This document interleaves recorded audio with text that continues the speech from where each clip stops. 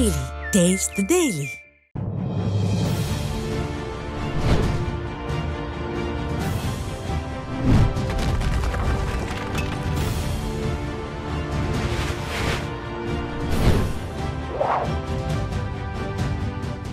News J தொலைக்காட்சி நேயர்களுக்கு வணக்கம். உரிமை குரல் நிகழ்ச்சியின் வாயிலாக உங்களை சந்திப்பதில் மிக்க மகிழ்ச்சி. இன்றைக்கி நம்ம என்ன தலைப்பின் விவாதிக்க போகிறோங்கிறத சிறப்பு தொகுப்பை பார்த்து தெரிஞ்சுக்கலாம்.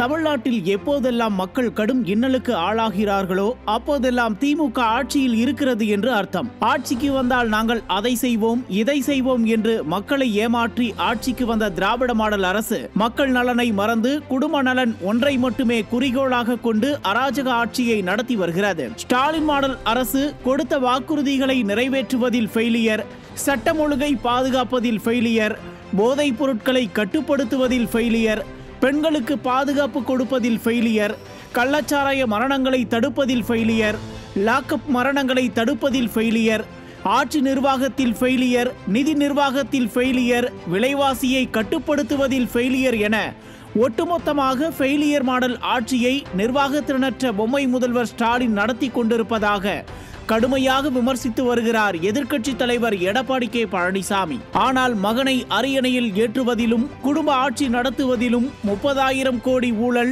டாஸ்மாகில் 1000 கோடி ஊழல், மாநகராட்சிகளில் ஊழல், டெண்டர் விடுவதில் ஊழல் என ஊழல் செய்வதில் கண்ணும் கருத்துமாக இருக்கிறது திராவிட மாடல் அரசு.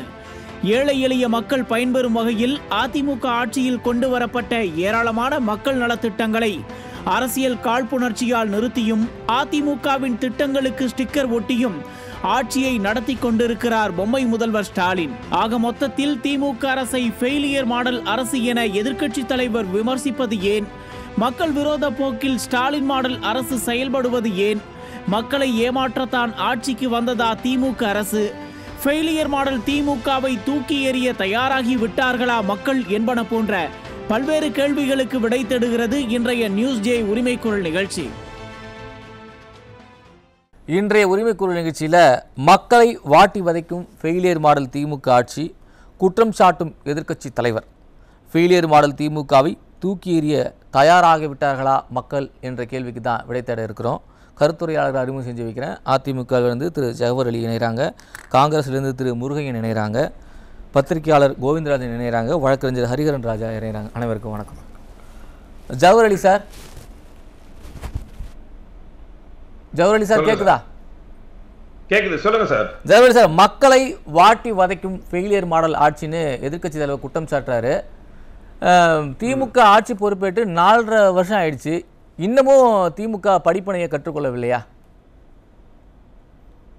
திமுக எப்பவுமே படிப்பனை எல்லாம் கற்றுக்கொள்ளாது. ஏன்னா கடந்த கால வரலாறுகளை நம்ம பார்த்தோம்னா அது என்னப்பே ஒரு முறை ஆட்சிக்கு வந்துச்சுன்னா இருக்கக்கூடிய அநியாயங்களை எல்லாம் செய்து அத்துமீறல்கள்லாம் செய்து எவ்வளோ ஊழல் செய்யணுமோ அதெல்லாம் கோடிகளை சேர்த்து வெளிநாடுகளை பதிக்க வைக்க, அதற்காக அடிக்கடிக்கு துபாய்க்கு உதயநிதி போன மாதிரி போறது கொள்றது அங்கங்க இன்வெஸ்ட் பண்றதுன்னு தான் அது அவங்களுடைய வேலை. அவங்க எப்பயுமே பாடத்தையோ படிப்பனையோ கற்றுக் கொடுக்க மாட்டாங்க. இது ஃபெயிலர் மாடல் ஆட்சியான்னு கேட்டால் ஃபெயிலர் மாடல் மட்டும் இல்லை, இந்த மக்கள் விரோத ஆட்சி. இது நம்ம இது மாதிரி ஒரு மக்கள் விரோத ஆட்சி இது வரைக்கும் தமிழ்நாட்டில் ஈவன் கருணாநிதி இருக்கும்போது கூட நடந்ததில்லை. கருணாநிதி ஆட்சியில் இருக்கும்போது கூட இந்த அளவுக்கு ஒரு மோசமான ஆட்சி நடந்ததில்லை. இது அந்த அளவுக்கு ஒரு மோசமான ஆட்சி என்பதற்கு பல்வேறு விஷயங்கள் இருக்குது. குறிப்பா பொதுமக்களுக்கு மிகவும் பாதிக்கக்கூடிய விஷயங்கள் நம்ம பார்த்தோம்னா விலைவாசி. அந்த விலைவாசி உங்களுக்கே எல்லாம் தெரியும், இப்போ எப்படி உயர்ந்து போயிருக்கு. அரிசியிலேருந்து, பருப்புலேருந்து, காய்கறியிலேருந்து, வீடு கட்டினா கல், மணல், சிமெண்ட், கம்பி, இதெல்லாம் எந்த அளவுக்கு 2021க்கு முன்னாடி இருந்த விலையை விட இப்போ அதிகமா இந்த 4.5 வருஷத்துல 50-60% உயர்ந்து போயிருக்கு. அரிசி பொருள், அத்தியாவசிய பொருட்கள், உணவுக்காக பஞ்சமில்லா தமிழ்நாட்டில் உணவுக்கு பஞ்சம் ஏற்படக்கூடிய சூழ்நிலையே இந்த விடியாத அரசாங்கம் செஞ்சிருக்காங்க. அதுக்கப்புறம் பார்த்தீங்கன்னா சட்டம் ஒழுங்கு எடுத்துட்டீங்களா, அதாவது சட்டம் ஒழுங்கு தமிழ்நாடு மிகச்சிறந்த காவல்துறையா இருந்தது. இன்னைக்கு சட்டம் ஒழுங்குல தமிழ்நாடு மிக மோசமான மாநிலம் என்று வட மாநிலத்தோரெல்லாம் சொல்லக்கூடிய அளவுக்கு இன்றைக்கு தமிழகத்தினுடைய சீர்கட்டு போயிருக்குது. இதுக்கெல்லாம் யாரு காரணம்? இந்த விடியாத அரசாங்கத்தை ஆட்சி செய்யக்கூடிய அந்த பொறுப்பற்ற அந்த திறமை இல்லாத ஒரு முதலமைச்சர் தமிழகத்தில் ஆளுவதனால தான் இந்த பிரச்சனை. இப்ப பாருங்க, கள்ளக்குறிச்சியில 49 பேர் மரணம். அந்த 49 பேர் மரணம் காவல்துறையினுடைய அலட்சியத்தால் ஏற்பட்ட மரணங்கள். இது ஏதோ ஒரு தனிப்பட்ட ஒரு கட்சியினுடைய தலைவரோ நடிகருக்காக கூடிய கூட்டமாக இருந்தாலும் அதை கட்டுப்படுத்த வேண்டிய கடமையும் பொறுப்பும் காவல்துறைக்கு அரசுக்கு இருக்கு. இததான் நேற்றுக்கு மதுரை உயர் நீதிமன்றம் சொல்லியிருக்காங்க. சார் கரூர் 72 பேர் கரூர் சார்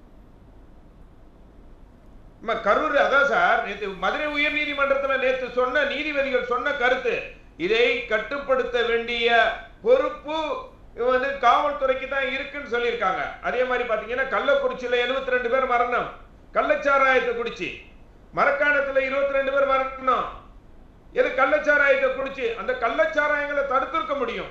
காரணம் வந்து அங்க இருக்கக்கூடிய காவல்துறை அதிகாரி, எஸ்பி, கலெக்டர் எல்லாம் வந்து என்ன சொன்னாங்க, இது கள்ளச்சாராயத்தால் முதல்ல ஒரு 2 பேர் இறந்தாங்க, கள்ளச்சாராயத்தால் ஏற்பட்ட மரணம் இல்ல, இது வந்து அவருக்கு வயிற்று போக்கு அதனால இறந்துட்டான்னு சொன்னாங்க. அப்பயே உண்மையை சொல்லியிருந்தாங்கன்னா, இது கள்ளச்சாராயம் சொல்லியிருந்தாங்கன்னா ஏற்கனவே சாப்பிட்டவங்க எல்லாம் உஷாராகி மருத்துவமனைக்கு போயிருப்பாங்க. அவருக்கு ஏற்பட்ட பிரச்சனைன்னு சொன்னதாலதானே 72 மரணங்கள். ஏன் சார் ஏன் இது இல்லை சார், ஏன் வந்து ஒவ்வொரு முறையும் அரசு அதிகாரிகள் வந்து அரசுக்கு ஆதரவாக வந்து பேட்டி கொடுக்குறாங்க, இந்த மாதிரி வந்து தவறுகளை மறைச்சு அரசின் மேலே தவறு இல்லைன்ற மாதிரி இவங்க வந்து பேட்டி கொடுத்து மக்களை தானே பழி வாங்குறாங்க.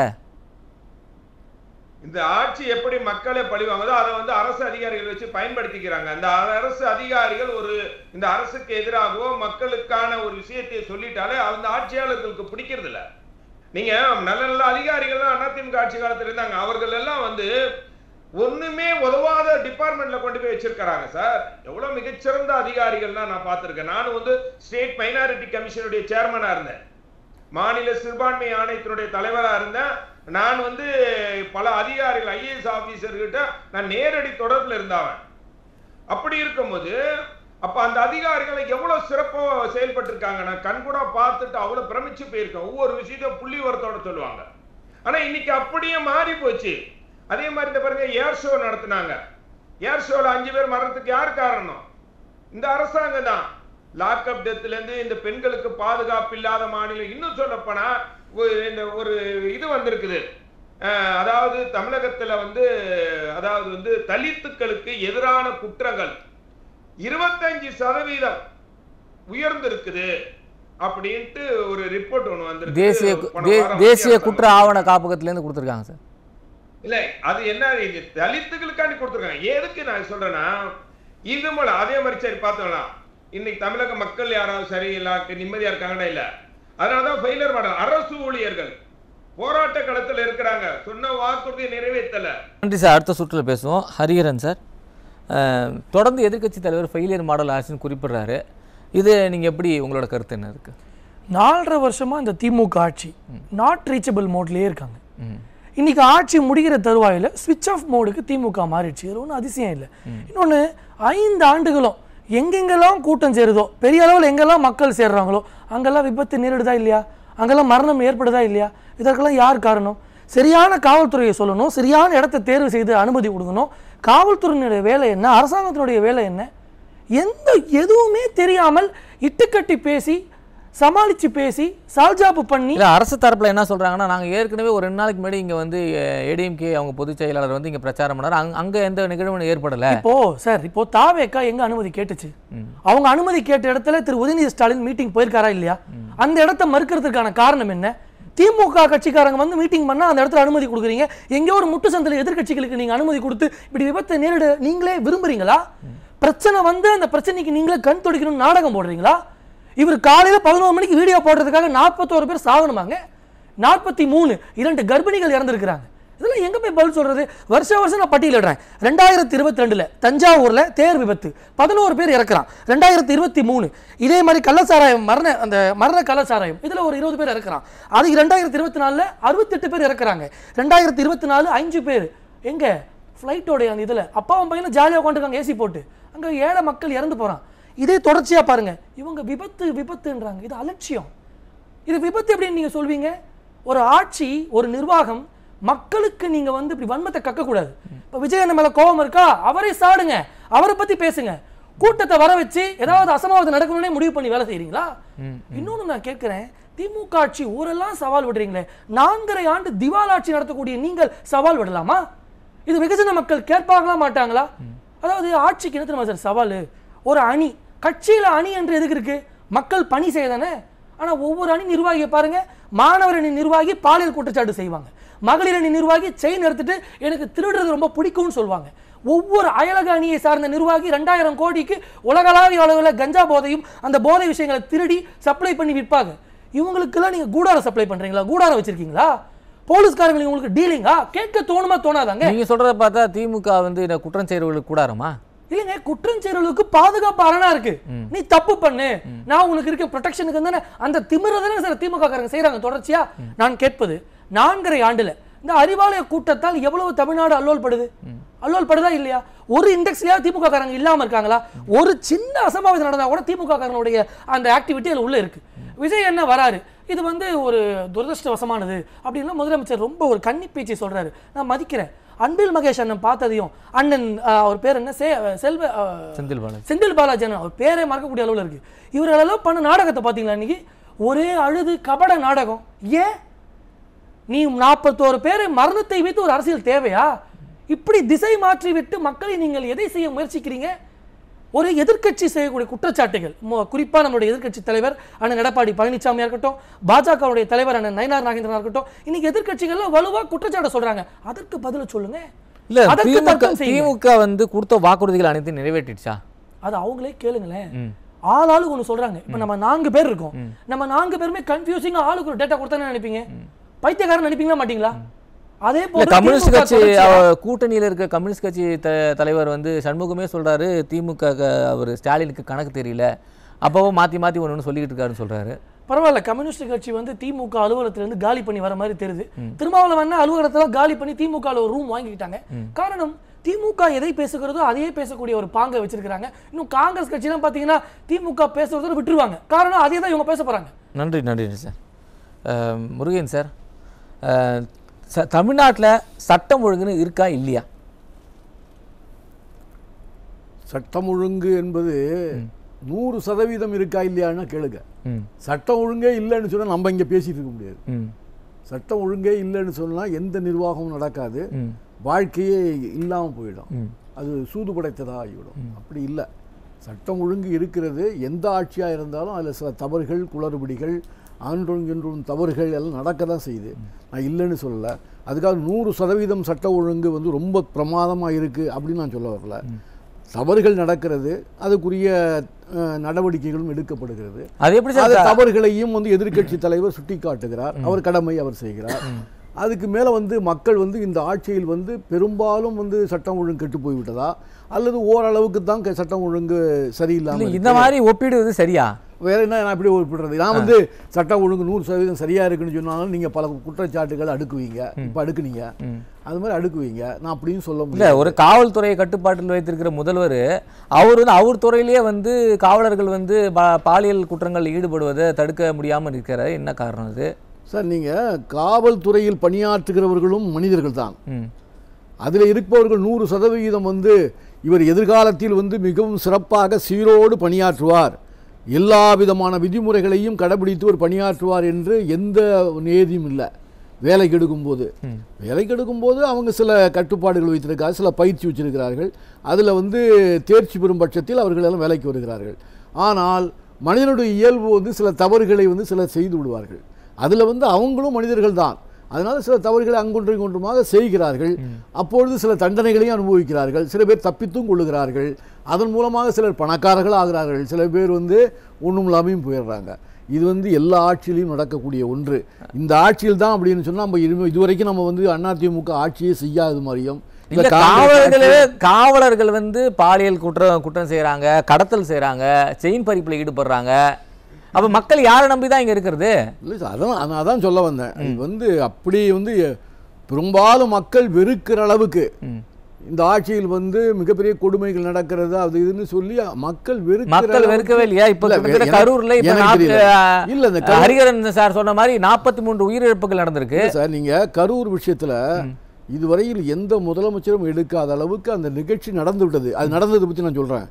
நடந்து விட்டது. உடனடியாக நான் காலைல போகலான் இருக்கேன்னு சொல்லிட்டு திருப்பி நைட்டோட நைட்டாக அந்த இடத்துக்கு நேரடியாக போய் அந்த பாதிக்கப்பட்ட மக்களை சந்திக்கிற அந்த சிந்தனை, அந்த குணம் வந்து பாராட்டு. பாதிக்கப்பட்ட மக்கள் போகலன்னா ஏன் போகலன்னு கேட்பீங்க. போனா வந்து ஏன் அவசரப்பட்டு உடனே நைட்டோட நைட்டா போனார்னு. முருகன் சார், ஒரே நிமிஷம். பாதிக்கப்பட்ட மக்கள் பக்கம் நிக்கிறதுக்காக போனாரா இல்ல அரசியல் செய்வதற்காக போனாரா? ஏன்னா என்னோட கேள்வி, அரசியல் எல்லாவற்றிலும் அரசியல் இருக்கு சார். இவர் வந்து பாதிக்கப்பட்ட மக்களை போய் பார்ப்பதிலையும் அரசியல் இருக்கு, நான் இல்லைன்னு சொல்ல. நம்ம தொடர்ந்து பேசுவோம். கோவிந்தராஜன் சார், நம்ம எதிர்க்கட்சி தலைவர் சொல்வது போல ஃபெயிலியர் மாடல் ஆட்சி அடுத்தடுத்து தொடருமா? இதோட இந்த வருடத்தோட முடிவடைதான். அதாவது ஃபெயிலியர் மாடல் ஆட்சின்றது அதுக்கு முன்னாடி எதிலெல்லாம் ரோல் மாடலாக இருக்காங்கன்றதை நான் சுட்டி காட்டுறேன். ஆல்ரெடி எதிர்க்கட்சி தலைவர் சொல்லியிருக்காரு, இவங்க ஃபெயிலியர் மாடலில் இந்த ஃபெயிலியர் மாடலுக்கே ரோல் மாடலாக இருக்காங்க. நம்பர் 1, குடும்ப ஆட்சி செய்வதிலும் கலெக்ஷன், கமிஷன், கரப்ஷன் இதை செய்வதிலும், கொள்ளையடிப்பதிலும், அதுக்கப்புறம் வந்து ஸ்டிக்கர் ஒட்டுவதிலும் ரோல் மாடலாக இருக்கிறாங்க. ஆனால் ஃபெயிலியர் மாடல் ஏகப்பட்டது இருக்குது. அந்த ஃபெயிலியர் மாடலுக்கே ரோல் மாடலாக திகழ்கிற ஆட்சி தான் இது. ஆட்சி நிர்வாகத்தில் ஃபெயிலியர், என்ன நிதி நிர்வாகத்தில் ஃபெயிலியர். நிதி நிர்வாகத்தில் ஃபெயிலியர் பார்த்தீங்கன்னா கடன் சுமை நம்பர் 1. தமிழ்நாடு தலை நிமிரணுன்றாங்க, தமிழ்நாடு தலை குனிஞ்சிட்டு இருக்குது. நிதி நிர்வாகத்தில் ஏறத்தாழ 5.5 லட்சம் கோடி கடன் வச்சிருக்காங்க. ஒவ்வொரு மக்களிடையும் கடன் சுமை ஏற்பட்டிருக்கிறது. பெண்கள் பாதுகாப்பு, அதில் பார்த்தீங்கன்னா அதுலேயும் பெண்கள் பாதுகாப்பை உறுதி செய்வதில் ஃபெயிலியர். இன்றைக்கு பார்த்தீங்கன்னாக்க பெண்கள் பாதுகாப்பு அந்த இதில் தர வரிசையில் சென்னை வந்து 14வது இடத்துல இருந்துச்சு. சென்ற ஆட்சியில் பார்த்தீங்கன்னா 3வது இடத்துல இருந்துச்சு, சேஃபஸ்ட் பிளேசஸ் ஃபார் விமன். இன்னைக்கு அது வந்து 14வது இடத்துல தர வரிசையில் இருக்குது. ஸோ பெண்கள் பாதுகாப்பை உறுதி செய்வதில் ஃபெயிலியர். போதைப் பொருள் அண்ணன் சொல்லிட்டார், போதைப் பொருளில் அதுலேயும் ஃபெயிலியர். டெய்லி ஒரு போதைப் பொருள் நடந்துகிட்டே இருக்குது. சட்டம் ஒழுங்கு அதில் ஃபெயிலியர். சட்டம் ஒழுங்கு இன்றைக்கு இருக்கக்கூடியதில் இந்த ஜனவரி 2025 சென்ற மாதம் வரை பார்த்தீங்கன்னா 340 கொலை, மர்டர்ஸ் நடந்திருக்கு. எல்லாத்துலேயும் இதில் ஃபெயிலியர். திரு ஜவஹர் அலி ஒன்று சுட்டி காட்டினார். அவர் ஒரு இது, அதாவது இந்த தலித்துகள் அவங்களுக்கு உண்டான ஒரு குற்றச்சம்பவங்கள் நடந்ததில் அந்த SC ST கிரைம் மொத்தம் கேசஸ் பார்த்தீங்கன்னா 180 கேஸ். அதில் ST victims 166, ST victims 14. So இது இவங்களுக்கெல்லாம் வந்து அந்த சமூக நீதின்னு சொல்கிறாங்க. எங்கே போச்சு? இங்கே தலித் பெண்கள் இங்கே வந்து அவங்களுக்கு கொடுமை நடந்திருக்குது. அதே போல் இந்த ஆட்சியில் என்ன பண்ணுறாங்கன்னா, மெயினாக ஒரு தவறை மறைக்கிறதுக்கு இன்னொரு தவறு செய்கிறாங்க. அந்த இதை மறைக்கிறதுக்கு இன்னொரு தவறு, அதை மறைக்கிறதுக்கு இன்னொரு தவறு, இப்படியே செஞ்சு செஞ்சு செஞ்சு ஃபெயிலியராகவே போயிட்டு இருக்குது. இதுதான் இன்றைக்கு எடப்பாடி பழனிசாமி அவர்கள் சொல்றது 100க்கு 100 உண்மை. இல்லை, ஸ்டாலின் ரொம்ப பயம் வந்துருச்சா? ஏன்னா வந்து ராமநாதபுரத்தில் போய் அரசு விழாவில் கூட போயிட்டு நம்ம எதிர்க்கட்சி தலைவர் அவரை பற்றி தான் பேசுறாரு. அவருக்கு வேற எதுவும் கிடையாதுங்க. ஏங்க அவங்க அரசு செய்ய அரசு விழாவிலே அரசியல் தான், அங்கேயும் அரசியல் தான். அதான் எதிர்க்கட்சி தலைவர் கேட்டிருக்கிறாரு, அவருடைய பாணியிலே ரிட்டர்ன் கொடுத்திருக்காரு. அரசியல் செய்வதை அவியலா செய்வோம் அப்படின்னு திருப்பி கேட்டிருக்காரு எடப்பாடி பழனிசாமி அவர்கள். அவர் இதே தானே கேட்டாரு. சென்ற எதிர்க்கட்சி தலைவராக இருக்கிறப்ப இதே தானே கேட்டார், அரசியல் செய்யாத அவியலா செய்வோம்னு. அதை தான் இப்ப திருப்பி அது அவருக்கே திருப்பி பாயுது. ஸோ அரசியல் எங்க போனா எங்க இவங்க மக்களிடையே கொண்டு போய் எடுத்து செல்வதற்கு என்ன இருக்கு கையில? ஒண்ணுமே கிடையாது. இருந்த கொஞ்ச நஞ்சம் இது கூட போச்சு, நீட்டுன்னாங்க, அதுவும் போச்சு. எதுவுமே இவங்க செய்யவே இல்லை. வெளிப்படை அறிக்கை, உண்மையான வெளிப்படை அறிக்கை தொடரும்.